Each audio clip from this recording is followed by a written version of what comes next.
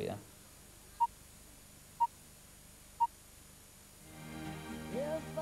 Pat Carney can enjoy life now, and no one sees the sadness behind her smile. In November 1985, she gave birth to Trishy, who has a serious heart condition and Down syndrome. Pat's husband, Des, is a cancer specialist. He was the first to realise something was wrong. Immediately after delivery, was aware that we had a Down syndrome child. And tell me about your reaction.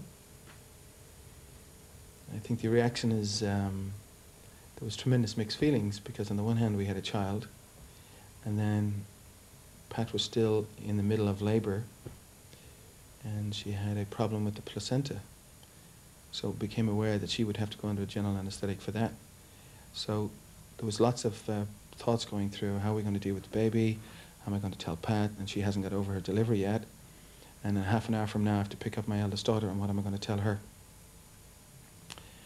And in a way these were all conflicting thoughts, and I think nothing fixed came into my mind at that time point. You must have been absolutely devastated. Can you tell me a little bit about your reaction? Initial reaction, I was so angry, and there was a crucifix, I remember, on the wall, and I just got so angry and looked up and I thought, what the hell did I do to you? You know, I didn't think that I deserved something like this. If I'd never seen a baby with Down syndrome, so I was really terrified. And then they brought me up in a wheelchair to baptise Patricia, and she had tubes coming out of her everywhere, and she had a little bonnet on her head, and she looked just like a little rag doll there. And I just cried. I mean, I just cried my eyes out when I saw her. You know, I grieved for the little baby that I thought I was going to have, but I didn't have. And I remember one of my sisters coming in and sitting with me in Hollis Street, and we cried a lot together, and we talked a lot. And I think that's very important, to talk to somebody and cry, and really, really let people know how you feel. Initially, Pat and Des's feelings were mixed. Down syndrome was unknown territory to them. In addition, Trishy's heart ailment was serious. But she was their child. They both wanted her to live. The early days were touch and go, but they got tremendous support. I think in our situation, we saw more good come out of people than anything else. Close friends didn't know how to react, but were tremendously supportive. And then people who perhaps mightn't have been so close suddenly came out of the woodwork to be helpful, to take over the little things. Like neighbours suddenly arriving and saying, we're going to be responsible for taking everybody to school, so you can spend every day in the hospital. And they're only little things, but they were really important at that time. The perhaps only sad thing was nobody congratulated us on the birth of the child. We got lots of flowers. They were fantastic, but the house looked a bit like a morgue. And there wasn't a single card saying, congratulations on the birth of your new daughter. And I'm afraid that's how people react. You see, we had a child who has Down syndrome. We didn't have a Down syndrome child. And while it's a subtle distinction, Trishy is a child first. She's a syndrome, which is very much second.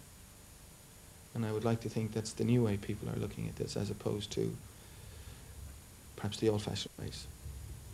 Like, we never thought that we were being punished by God. If you go back 30 years, anybody with a handicapped child had this ridiculous notion. And so none of those thoughts entered into it. We actually did celebrate. The night I came out of hospital, Des called two neighbours and we opened a bottle of champagne and we celebrated like we did with the other children, with sparkling wine or something. And we celebrated like we did with the other children. Even though she wasn't at home with us, and we didn't know whether we'd ever have her home with us.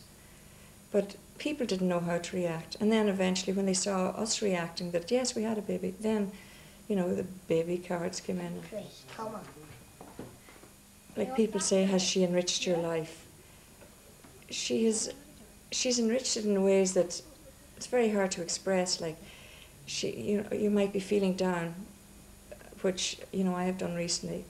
I lost my mother before Christmas, and I was very down, and she just seemed to sense it, and her little hand would rub on my neck, and, are you all right, Mom, and don't cry. And the other children were aware that I was sad too, but they didn't express it, but she just expressed it so openly. Everything is very open with her.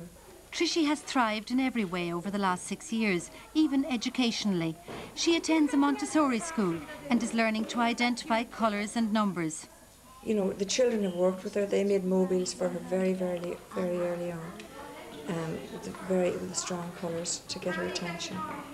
And I think, you know, we've all worked very hard to get her to where she is today. And has it shown results? Oh yeah, she's now she's not in a special school right now. She's in a regular Montessori school, and she's learning to read, and she knows her numbers and her colours, and she interacts very well with the other children. Do you think your thinking has changed a lot? Oh yeah. I think I'm far more tolerant of people who would be slower, not necessarily just people with Down syndrome, but people who would have just a slower learning capabilities, and you're far more aware of things like that, and you're more aware of to be patient with them. You know, I guess before I was, well, I still rush when you've a lot of children. You rush a lot, but I have to remember, especially with Tricia, that she doesn't move as quickly as the others, and she doesn't understand if I'm saying, "Oh, come on, hurry up." She actually gets a bit upset because she thinks I'm being cross. And I think, you know, you want to be more involved with doing something for people. No, I mean, I think the way it has helped me a lot is dealing with situations and perhaps dealing with patients in my profession. A lot of the patients that I deal with face illnesses that may be terminal. And perhaps I have a lot better understanding of how they feel, because I felt like that for Tricia a few years ago. And it's helped me an awful lot in actually dealing with other people along those lines.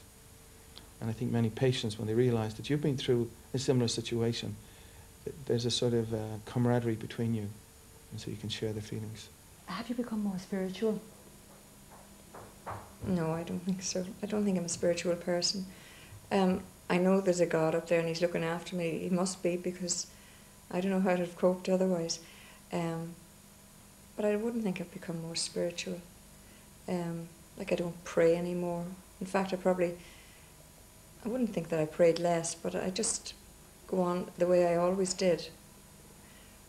But if I'm very worried, I mean, I guess we all turn to God when we're worried or we want something. I do, you know, I say, "God, you know, help me now and look after Tricia," because we did get a scare before Christmas as well with her, and that was the most scared I'd been in a while. If I stay here, won't you listen to my heart? Oh, heart.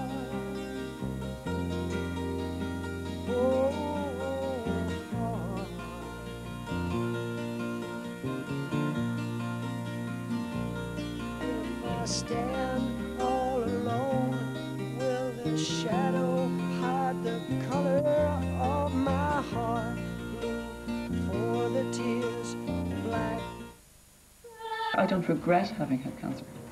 I would hate to say I was glad I got cancer, but it was a great teacher and I needed to get it. Well, I'm glad I've had it. I wouldn't wish it on anybody, but I'm glad I had it because it has changed my life, and the quality of my life for the past 3.5 years has improved so much that it was worth having it in order to experience life at this new level of awareness. Hello and welcome to Checkup. Some surprise